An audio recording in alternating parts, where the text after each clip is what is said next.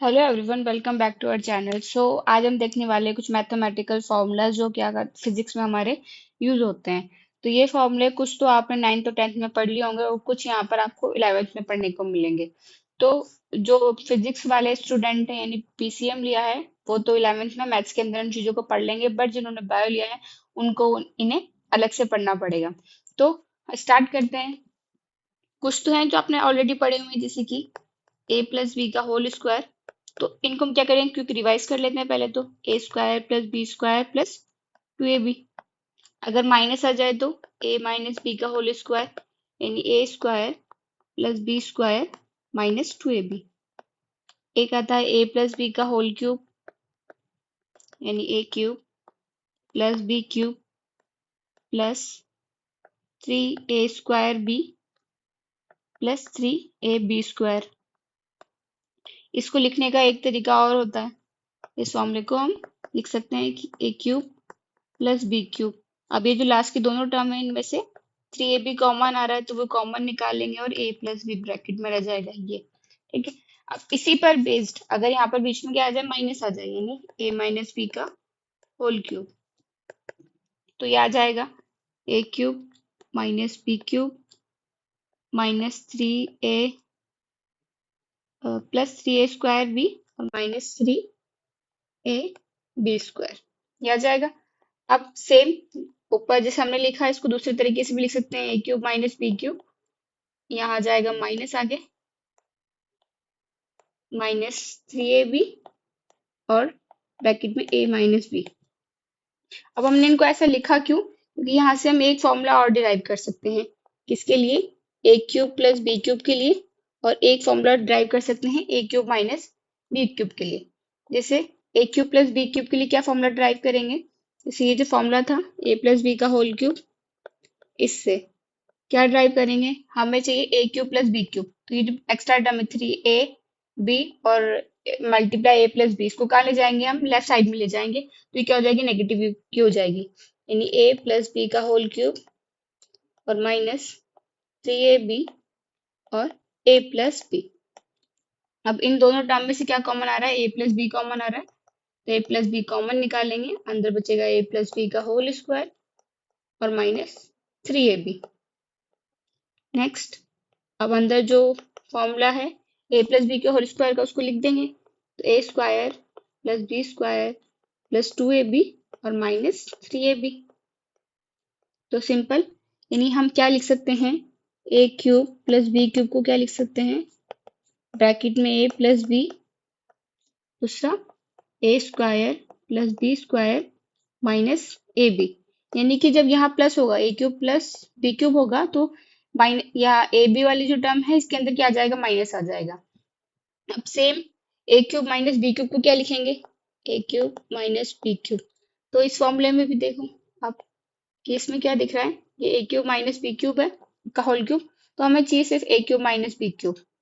तो ये जो टर्म है 3ab और a माइनस बी, इसको क्या कर देंगे, हम दूसरी साइड में ले जाएंगे। तो ये क्या हो जाएगी, माइनस में थी तो ये प्लस में चेंज हो जाएगी।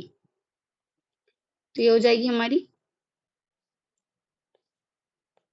ए क्यूब माइनस बी क्यूब और प्लस 3ab और a माइनस बी। अब पूरी टर्म में से क्या कॉमन आ जाएगा, ये यहाँ आएगा ए क्यूब प्लस ये a माइनस बी का होल क्यूब। दोनों टर्म में से माइनस बी का ये माइनस बी कॉमन आ जाएगा, तो अंदर बचेगा a माइनस बी का होल स्क्वायर प्लस 3ab। वापस अब क्या करेंगे, a माइनस बी के होल स्क्वायर को ओपन कर लेंगे, तो चेंज कहाँ आ जाएगा, सिर्फ एक टर्म में चेंज आ जाएगा। तो a square plus B square minus 2ab और प्लस 3ab। तो ये आ गया a माइनस बी और a square plus B square plus ab। तो देखो अब आप जो माइनस वाला फॉर्मूला है उसमें कहाँ चेंज आ रहा है, माइनस वो ए बी वाली जो टर्म है उसमें क्या आ गया, यहाँ पर प्लस आ गया और आगे क्या आ गया, माइनस, यानी माइनस ए बी। ये जो है ये फॉर्मूला बन गया, यानी A cube minus B cube को लिख सकते हैं हम A minus B bracket A square plus B square plus A B. तो यहाँ तो प्लस आएगा और प्लस वाले फॉर्मूले में क्या आ जाएगा, माइनस आ जाएगा। आगे तो प्लस है, सिर्फ ए बी वाली टर्म में क्या आ जाएगा, माइनस आ जाएगा। तो ये फॉर्मूला आपको पता होना चाहिए। एक आइडेंटिटी और होती है कि ए प्लस बी अगर लिखा हुआ है उससे क्या मल्टीप्लाई है, ए माइनस बी, उसको हम लिख सकते हैं सिंपली ए स्क्वायर माइनस बी स्क्वायर। ठीक है। एक है कि अगर ए प्लस बी का होल स्क्वायर लिखा हुआ है और माइनस ए माइनस बी का होल स्क्वायर, तो इसका जो आंसर आएगा वो आएगा 4ab, क्योंकि ए स्क्वायर और बी स्क्वायर वाली टर्म दोनों क्या हो जाएंगी, कट हो जाएंगी। एक फॉर्मूला और होता है कि A plus B plus C का होल स्क्वायर, तो होगा A square plus B square plus C square plus 2ab plus 2bc plus 2ca। तो ये जनरल फॉर्मूले से जो आपने ऑलरेडी 9th-10th में पढ़ लिए हैं। अब एक फॉर्मूला जो आता है क्वाड्रेटिक इक्वेशन को कैसे सॉल्व करते हैं, एक तो तरीका होता है उसको सॉल्व करने का, मिडिल टर्म स्प्लिटिंग, वो आपने पढ़ ही लिया होगा ऑलरेडी। और एक फॉर्मूला होता है श्रीधराचार्य फॉर्मूला। तो क्वाड्रेटिक इक्वेशन जो होती है उसका जनरल जो फॉर्मूला होता है वो है क्वाड्रेटिक इक्वेशन, इसका general formula a x square plus b x plus c equal to 0। इसको भी आपने ऑलरेडी पढ़ लिया होगा, x equal to minus b plus minus b square minus 4ac upon 2a। तो ये इसका जनरल फॉर्मूला है। और जो x equal to minus b plus minus root b square minus 4ac upon 2 है, ये है श्रीधराचार्य फॉर्मूला, क्या करने के लिए, रूट्स निकालने के लिए, यानी x की वैल्यूज फाइंड करने के लिए। फिर आते हैं एक ट्रिग्नोमेट्रिक जो फंक्शन होते हैं उनकी वैल्यूज हमें पता होनी चाहिए। ट्रिग्नोमेट्रिक आपने 10th में पढ़ ली होगी, नॉर्मल ट्रिग्नोमेट्री। तो ट्रिग्नोमेट्री होती क्या है, ये ट्रिग्नोमेट्री हम कहाँ लगाते हैं, वो लगाते हैं हम राइट एंगल ट्राइंगल के अंदर। ये इसको बोलते हैं ट्रिग्नोमेट्रिक रेशियोज।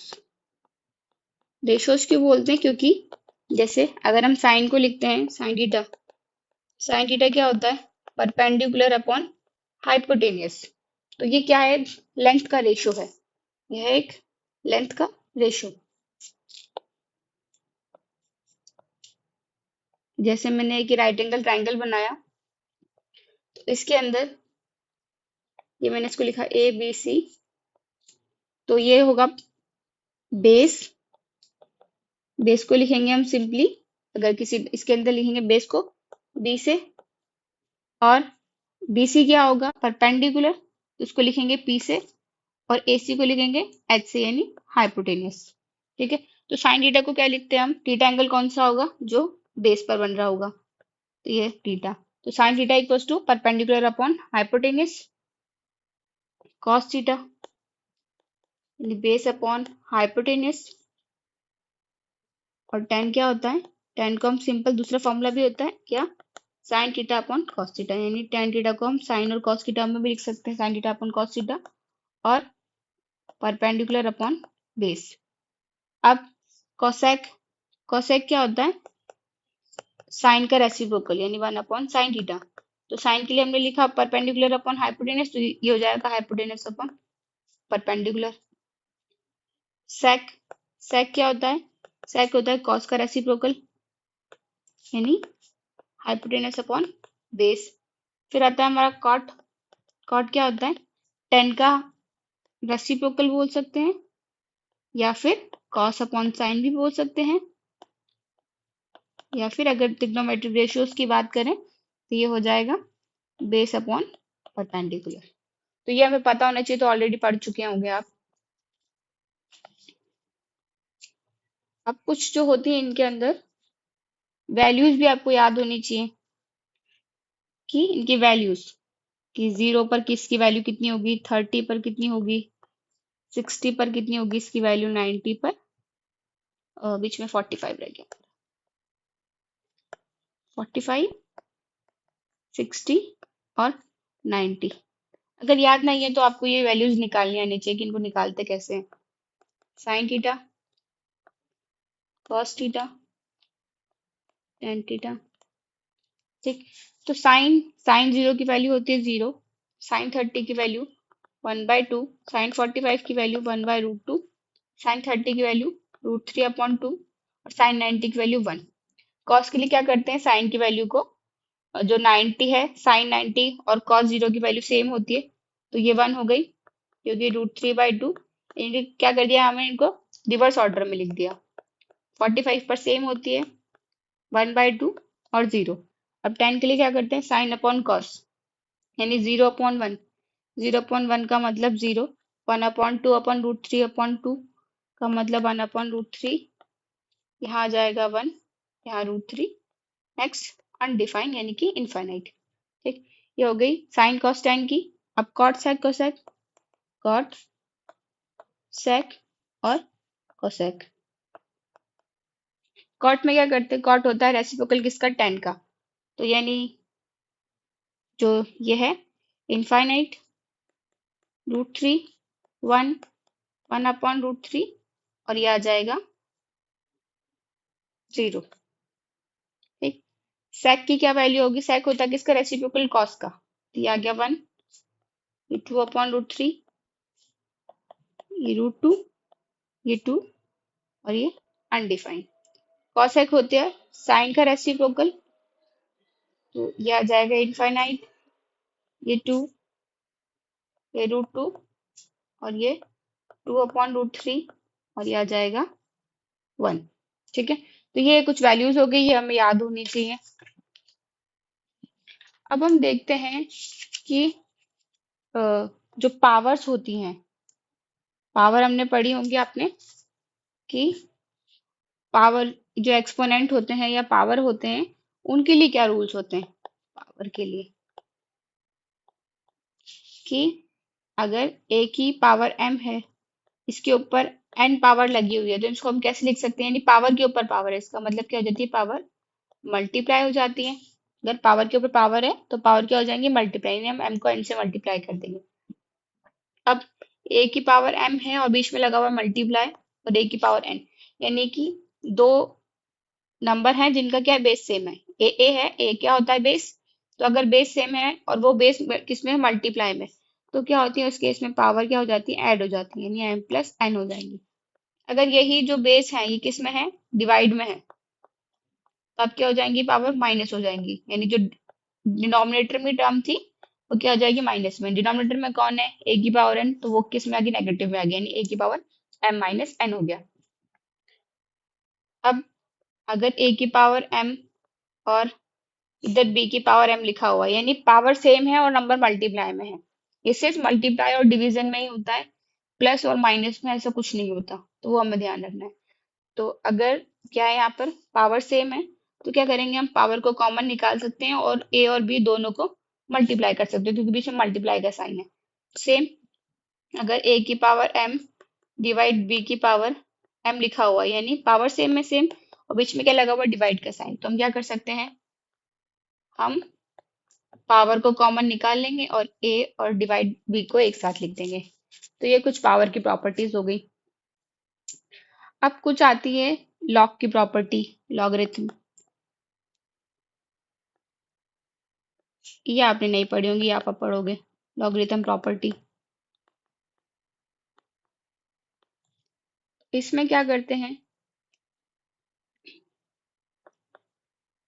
लॉग में ये है लॉग, ई बेस पे है या ए बेस पे है, जो भी बेस है यहाँ पर सेम होना चाहिए, m और n, यानी दो नंबर मल्टीप्लाई हो रहे हैं, तो हम क्या कर सकते हैं, सेपरेटली उनको एडिशन की फॉर्म में लिख सकते हैं, जो भी बेस है उसी में log e और log n, यानी यहाँ जो बेस लिया है मैंने, यहाँ e लिया है, e लिया है, इसमें भी e लिया है, तो बेस क्या होना चाहिए, सेम, या तो e हो, a हो, जो भी है 10 बेस पर ले रहे हैं, जिस बेस पर भी ले रहे हैं, बेस क्या होना चाहिए, सेम होना चाहिए।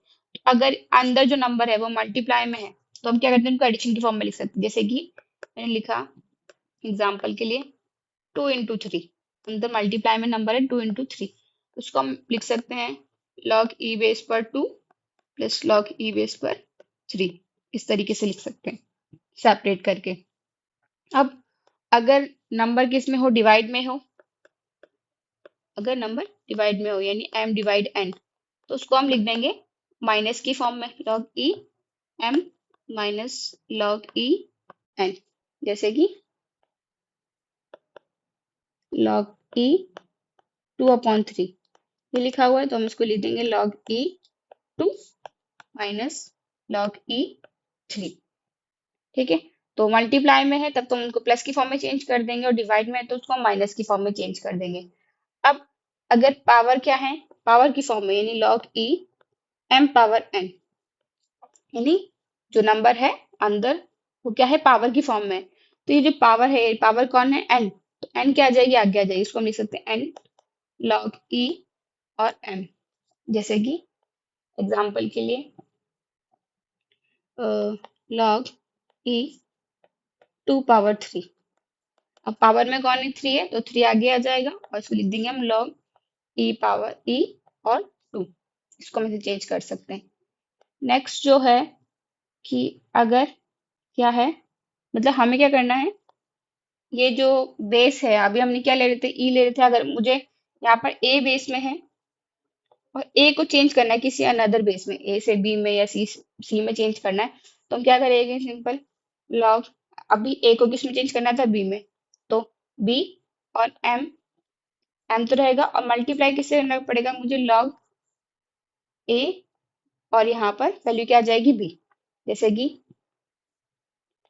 मतलब ये क्या कर रहे हैं हम, बेस चेंज करने के लिए, पहले ए बेस में था, ए से हमने किस में चेंज कर दिया, इसको बी में, इसकी जो ये पीछे वाली वैल्यू है, ये तो क्या आ जाएगी, एक कांस्टेंट वैल्यू आ जाएगी, तो क्या हो जाएगा, ये बेस में चेंज हो जाएगा। देखते हैं वो होगा कैसे, एक एग्जांपल देख लेते हैं इसका, कि जैसे मैंने लिखा log 10 और यहाँ पर कोई नंबर है 2, अब मुझे इसको 10 से किस में चेंज करना है, सपोज 2 में चेंज करना है, तो ये तो आगे log 2, और वो जो नंबर था m वो तो सेम रहेगा, मल्टीप्लाई log, अब a क्या था, a था हमारा 10, तो ये आ जाएगा log 10, और अंदर क्या b क्या आ जाएगा, जो हमने क्या लिया 2, तो ये, तो इसकी जो वैल्यू है, इसकी तो एक कांस्टेंट वैल्यू आ जाएगी, और log 10 से किस में चेंज जाएगा, ये log 2 में चेंज हो जाएगा। ठीक है, तो ये थे कुछ log के फॉर्मूलाज। अब एक आता है हमारा डिफरेंशियल कैलकुलस, यानी डिफरेंशिएशन, कि हम डिफरेंशिएशन कैसे करते हैं। तो एक तो डिफरेंशिएशन वाली चीज नेक्स्ट क्लास में क्या क्या देखेंगे, डिफरेंशिएशन क्या होता है, उसको कैसे करते हैं, डिफरेंशिएशन, और साथ में इंटीग्रेशन क्या होता है। एक आती है आपकी बाइनोमियल थ्योरम, बाइनोमियल थ्योरम कैसे लिखते हैं। एक आती है आपकी टेलर सीरीज, टेलर सीरीज क्या काम आती है, कि आप कैसे एक्सपेंशन करते हैं इसके थ्रू। तो ये सब हम क्या करेंगे, नेक्स्ट क्लास में देखेंगे, कि ये आप अगर आपके पास पीसीबी है तो आपको ये पहले से आने जरूरी है, अगर पीसीए में तब तो कोई दिक्कत नहीं है, आप इन सब चीजों को क्या कर लोगे, मैथ्स के अंदर कवर कर लोगे, तो ये चीज आपको क्या है, स्टार्टिंग में ही कवर करनी है, ताकि आपको फिजिक्स में कोई दिक्कत ना आए, वरना बायो वाले बच्चे यही कहते हैं कि हमें फिजिक्स में बहुत दिक्कत आ रही है, तो आप इन चीजों को पहले सीख लेंगे तो आपको बाद में दिक्कत नहीं आएगी।